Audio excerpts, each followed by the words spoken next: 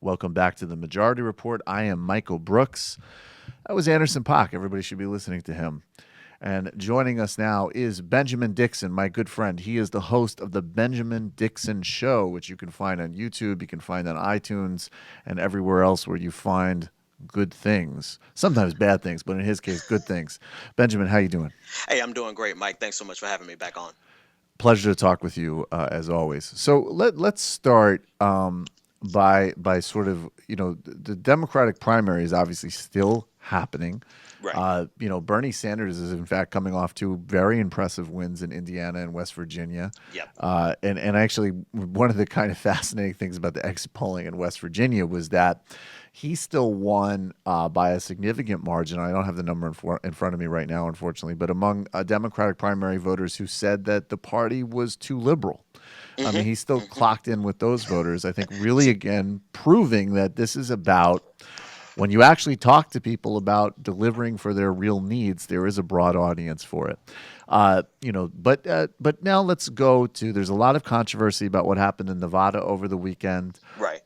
Just kind of set the stage for it. And again, I think it's very important. I know you agree with me on this. I think you and I are obviously very ardent Bernie advocates, but we don't want to sort of sell anybody a bill of goods. And I think that, the reality is that it's been an incredible campaign.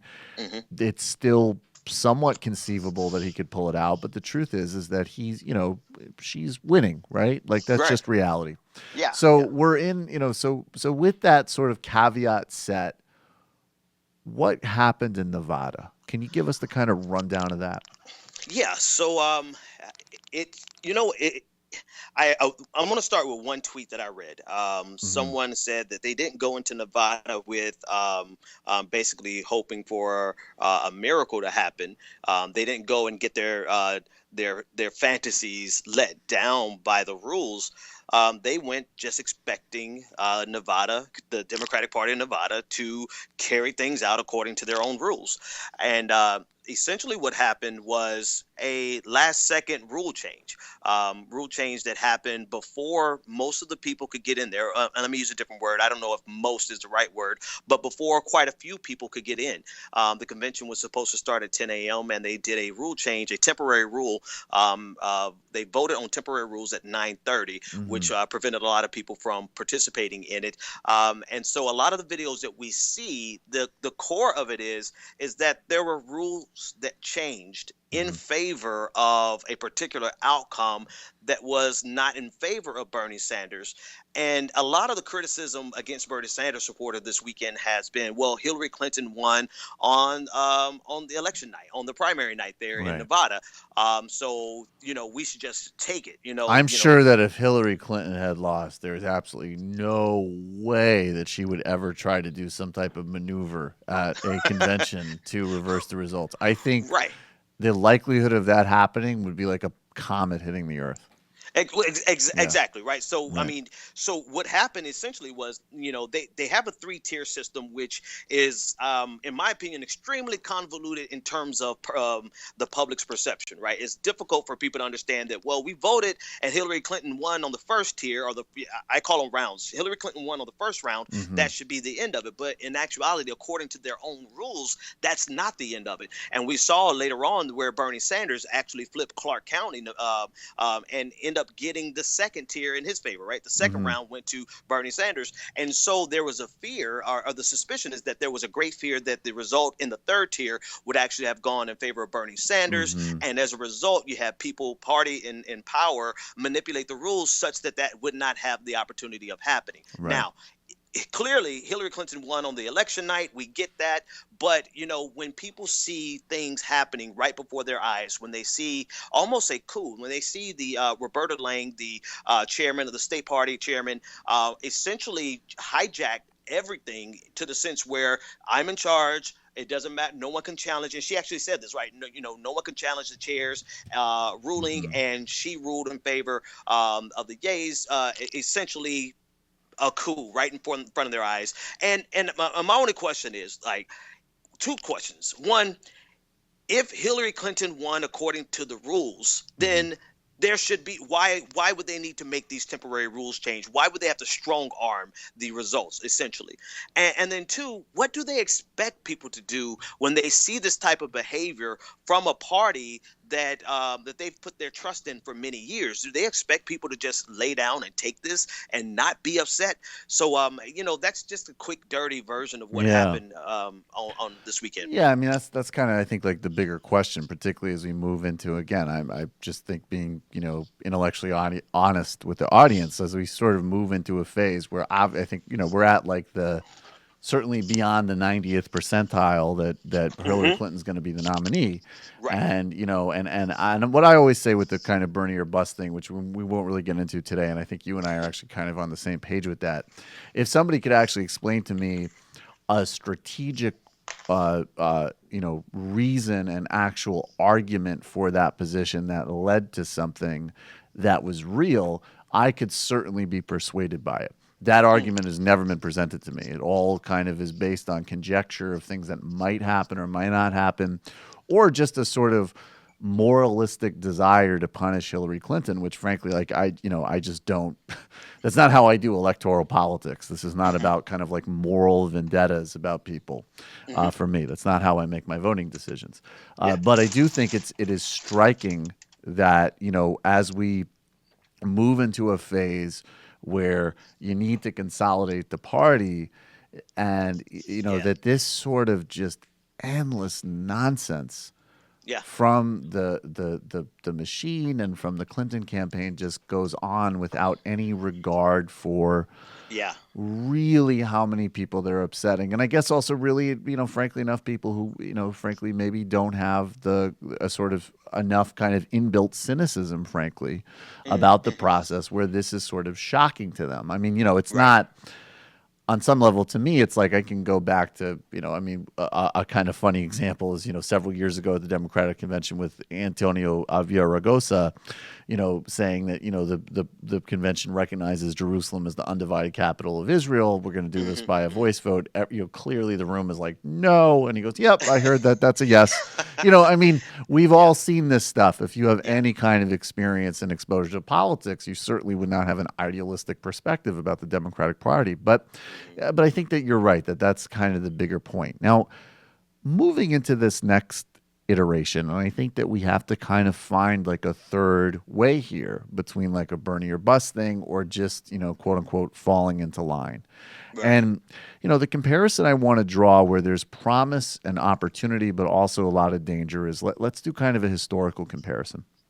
When Bill Clinton ran for president in 1992, Hmm. people remember that he certainly made a lot of things like he executed that mentally disabled black man. He talked about reforming welfare. He did the sister soldier thing. He did a lot of racial dog whistles to appeal to the right, no question. But he also ran very heavily on universal health care. He also ran talking pretty frankly about income inequality, and he also had a candidate who is a more kind of complicated person than Bernie Sanders, but Jerry Brown was running to his left Hmm. on healthcare and on NAFTA and on corruption. Um, and now we see like Hillary Clinton's 2016 campaign is the more it's like a very 1992 Clinton campaign instead Yeah. of a 2000 2008 96 campaign. So obviously what happened then was that Bill Clinton became president, moved to the right, and Hmm. and certainly through Wall Street deregulation, through massive prison expansion, we all know what the 1990s was.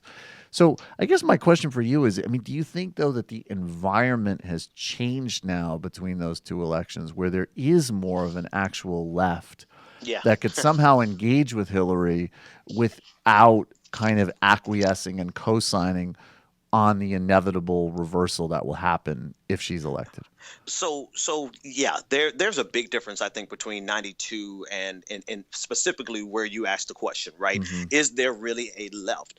And so there's always been an American left, a political left. There's always been socialists, there's always been communists representing the left, but how engaged have they been in the electoral process? We saw that dramatically decrease since the 60s, definitely around the 90s. It was all just straight liberals, right? It was all neoliberals for that matter. Neoliberals, yeah, sure. And so are they here? Is there a vocal left? I would say so, and maybe it's just a product of me just being so immersed in it, not realizing years ago. Like if you had asked me 8 years ago if there was this type of momentum behind an alternative to the third way Democrats, I would probably say no, right? But now there's definitely an alternative in terms of a voice, and the question is though, will they remain engaged? Will they Mm-hmm. continue to challenge Hillary Clinton? And will they continue to challenge from an electoral position, right? Not just rhetorically, not just academically, but electorally. Will we continue to challenge and to shift America back to the left? And of course, just shifting us back to the left will really just bring us to the center. So Right, right, right, it's a right. question of whether or not they're going to electorally engage. So that's the question then. How do we, because I think, obviously the bigger question is, and I do think that Hillary Clinton will win this campaign. I think she will probably be, certainly if I had to put money down, she'll be the next president of the United States. But, I think, there's times where I get a little bit uneasy in that prediction when I look at this campaign and I look at how they do things and I think, oh my God, they might actually snatch defeat from the jaws of victory. Yeah. But leaving aside that fear, how do you think actually over the next couple of months? So say that it's the end of the road for Bernie. Hillary has a nomination. We go through the rest of the summer and it's in that heat of Clinton versus Trump. How do we find a third role where instead of just saying like, okay, well, we're on board, I'm with her, blah blah blah, or doing this Bernie or bust thing, is there a way of critically engaging and critically supporting, almost more like a coalition effort that does not sign onto again, just another neoliberal candidate? There's nothing Yeah. personal about that. It's just reality. I think it's going to require us to completely shed the sports team paradigm, right? Mm. Where our team can do no wrong, and we can look at the stats for our team and see our team sucks, but still we're gonna wear their jersey no matter what, and always when we get in an I'm not going to argument wear with a somebody. Hillary jersey. That's where I draw the Well, line. exactly. So Yeah. so we have to 100% reject that type of thinking. And first of all, I think it's highly unlikely that any Bernie Sanders supporter would go that far in support of Hillary Clinton. That's Mm-hmm. number one. Mm-hmm. Number two, Yeah. we have to help other Democrats and other people on the left to realize that sometimes your team is wrong, and this doesn't make your opponents right. And I think that's the false dichotomy we get stuck in, right? Right. Where we say, okay, well, if we ever admit that Hillary Clinton and the Democrats are wrong, then that automatically means we're suggesting the Republicans are right, and that's so far from the truth. I think like people like you and I and other progressive hosts, I think we will have to do the job of just pure journalism for a little while, where we'll have the luxury, and I'm saying this kind of cynically, but we have the luxury of not having a horse in this race other than the truth. Mm. Because what if the truth does say that Donald Trump is further to the left of Hillary Clinton on war, right? What in the debates, right? Are we supposed to then just co-sign with Hillary Clinton, even though the objective reality of what's being said and presented to us says that she's not further to the left than Donald Trump, let's say on trade? So, and that doesn't mean that we're going to support Donald Trump. It just means we're looking at it objectively. I would We're going to put appreciate the your support, Benjamin. That'd be great.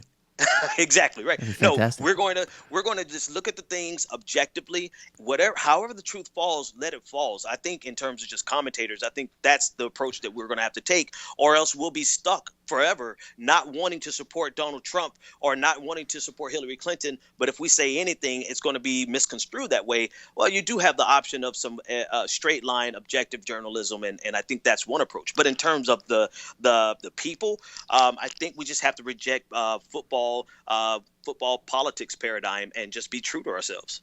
I think though there's 2 points there that are really important. I mean, one, I agree with you completely that this sort of and actually I remember a couple months ago, Sam and I were both guests on this show called We the People Live with Josh Zepps, Mhm.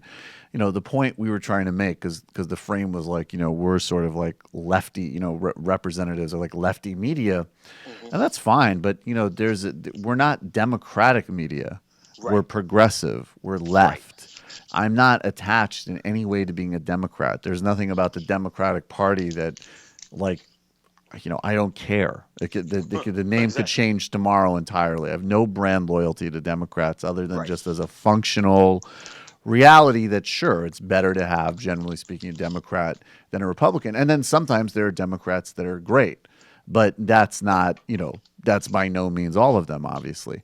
I Right. think the second point, though, and this is where it's going to require people to kind of like walk and chew gum at the same time. I think when we cover someone like, if Donald Trump says something that's more anti-war than Hillary at a debate, that's actually going to require doing multiple things. Because I think for me, it's going to say like, yeah, but frankly, I don't really trust anything that comes out of Donald Trump's mouth as much as he's Of course. amusing and he's hysterical and everything, but he's obviously it's not, I think, even just like a beyond dishonest person. I mean, like, I just like a kind of like little gyrating orange ball of self absorption. You know what I mean? Like, How and can you be more dishonest than dishonest? That's interesting. that's it. Well, it's an existential question, man. He's next level dishonest. So, but I think so. How do you have a conversation when you say, look, obviously Hillary Clinton has an incredibly flawed foreign policy record. Her Hmm. view of the world is as faulty at its base, frankly.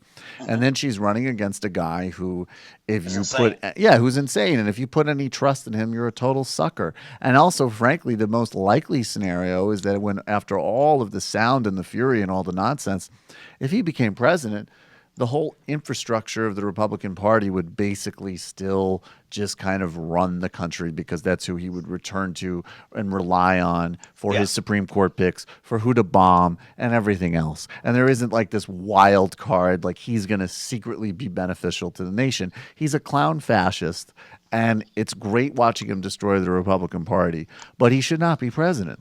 And Right. people need to be able to hold all of these perspectives at the same At one time. time. Yeah. Yes. Yeah, and I think that's going to be the advantage of this, right? It's going to cause some cognitive dissonance, and the question is, will people? I'm afraid that people are more likely to reject temporary discomfort of cognitive dissonance, where they Mm. trying to find a resolution to that dissonance, right? I'm afraid that they would rather reject that discomfort and just accept a black and white false dichotomy, and particularly with this foreign policy question, right? So Mm. let's say Donald Trump is saying things that are completely left of Hillary Clinton.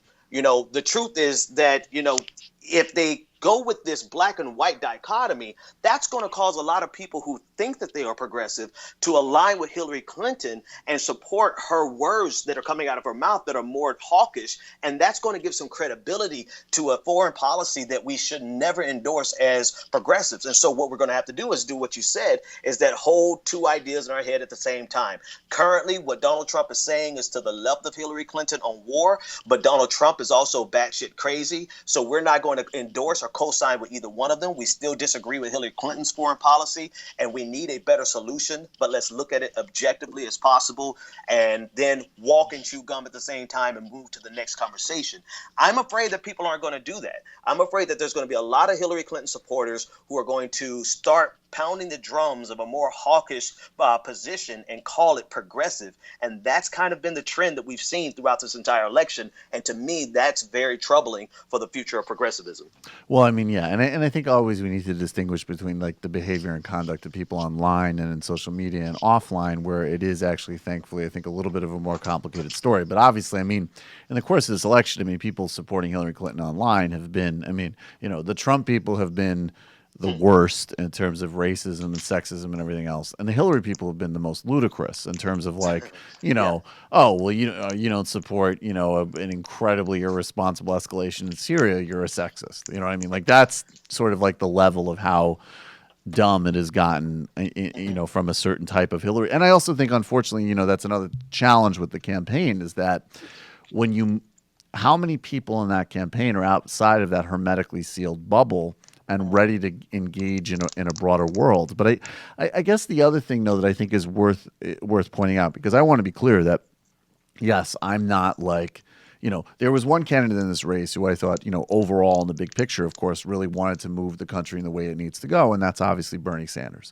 Yeah. Between, Hillary Clinton and Donald Trump, though, I definitely will support and advocate that people vote for Hillary Clinton. And I think that it also opens up another possibility that people are really underappreciating, which is that they're just framing it as, you either have a corporatist or you don't.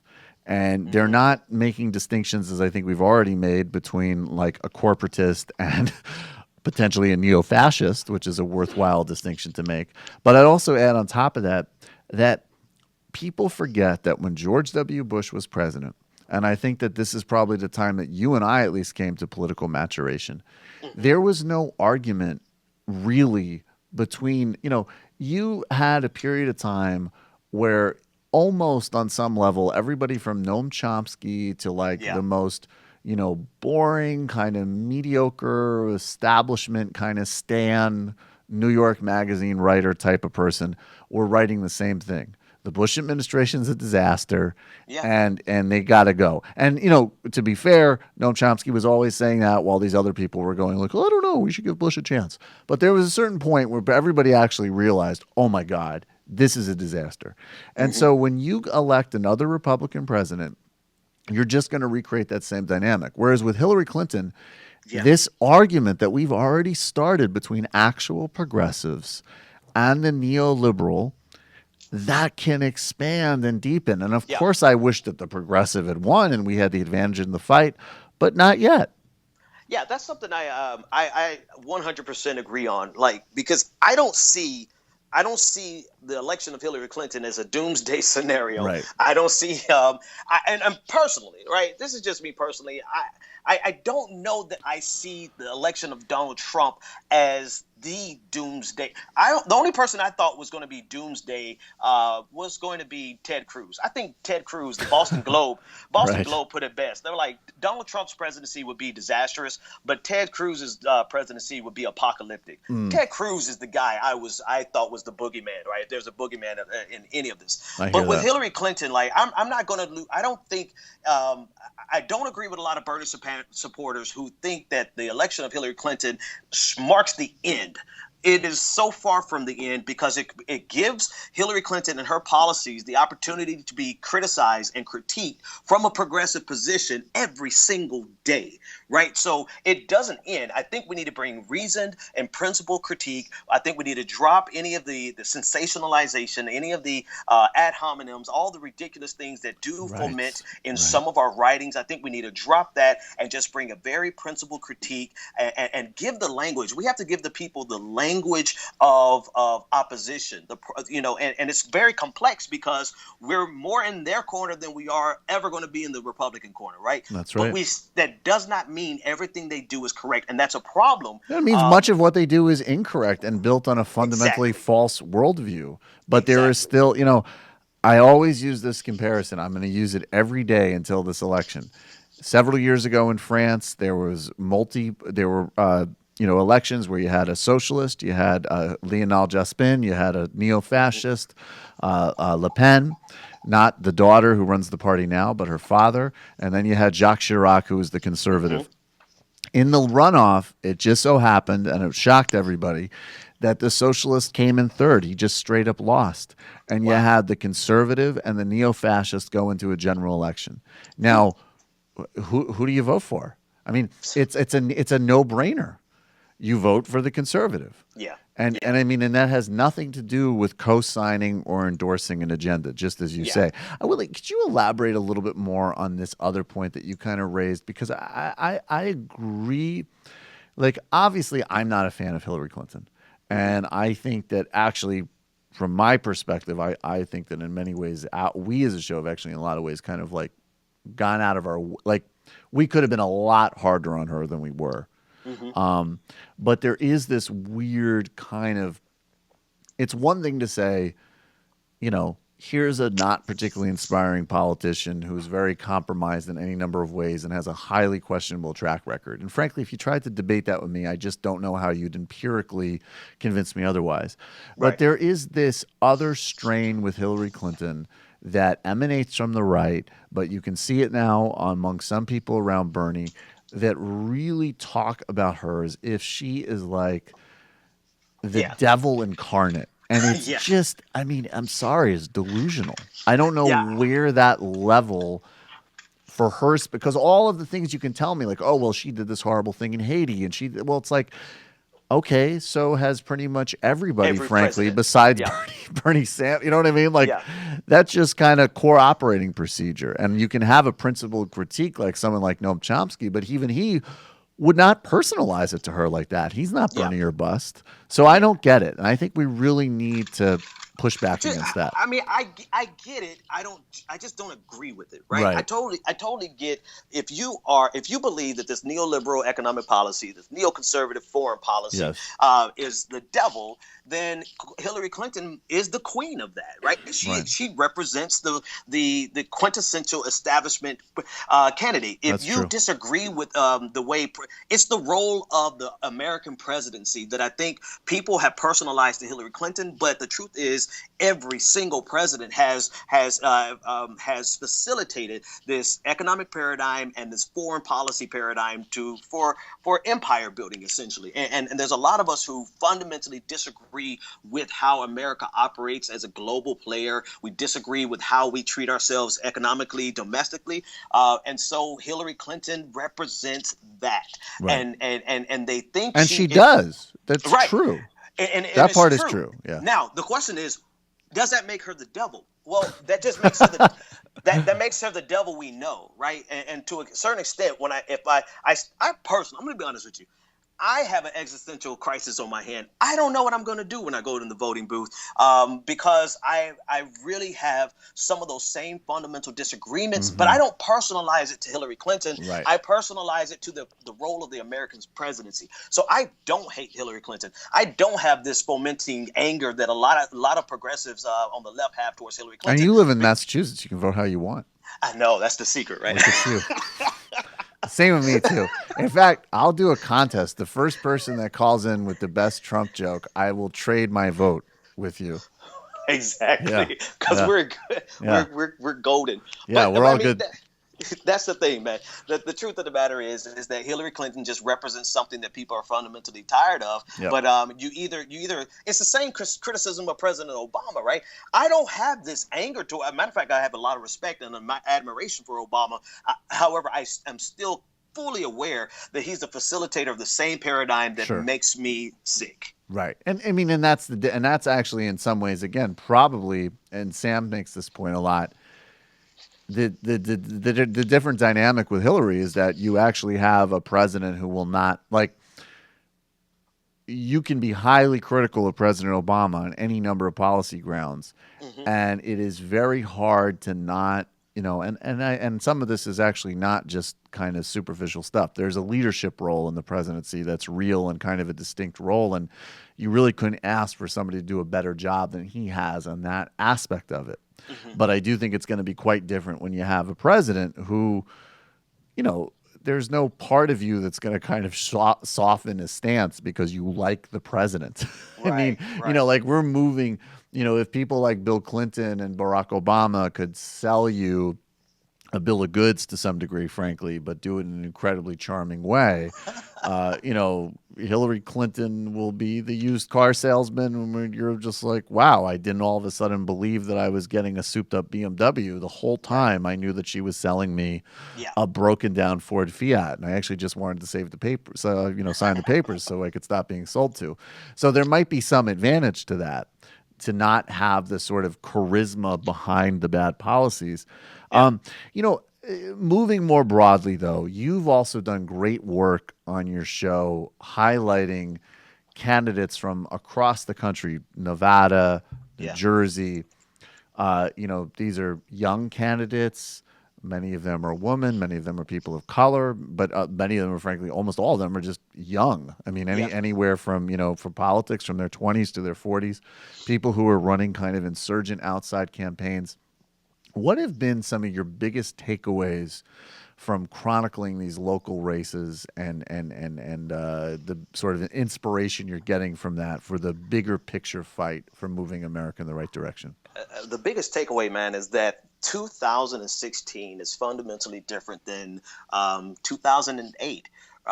There is a momentum from these millennials that I think is going to definitely put some people in office, perhaps this time around, but definitely by 2018, 2020, you're going to have some young millennials in power. And I think that's a great thing.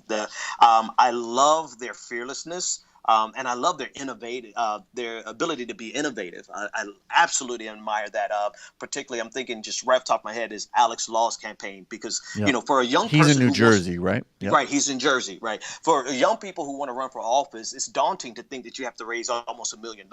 But then you think of the alternative, like, well, what alternative? There really were no serious models that were make you a contender, and he's really fleshing out a campaign model that is doing that, and it's going to make people competitive, even at the $100,000 mark, which is absurd. It's almost like, when's the last time you heard of someone giving an incumbent candidate the run for their money with like 10% of what that candidate is running? So it's just they're innovative. They have momentum. They have they're starting to be a rallying point themselves, right, for progressives to rally around. So I'm just a fan of them, and I'm really do what I can to keep pushing as many as I can over the next few years. Yeah, and as a final question, I mean, it seems to me that, and I don't know if you co-sign with this, but I do think that in the larger trend line of where we're going, and I've said this on your show many times, that I think that the conflict is going to get clearer and clearer because, if you go back and you read Listen Liberal by Thomas Frank, one of the subtext of like the 1990s and even going through many of the Obama years is that a lot of these myths, like, education can solve inequality, or, the sort of cliches about innovation, a lot of people accepted them. Yeah. And there was more buy-in. And ironically, when you go into millennials, you're actually going to a generation that is actually more of all of these things that have been worshipped. They're more entrepreneurial, they're more innovative, they're more educated. And those things bring many benefits, like a new campaign strategy for raising money, a new way of activating constituencies, new ways of doing media. On the other hand, what it's also shown is that for all of the myth making about what these things bring, they bring many good things, but what they do not solve is they do not solve inequality, they do not solve systemic injustice, they do not solve lack of access, and they do not recreate the social compact, which has been destroyed over the last several decades by Republican and Democratic leaders.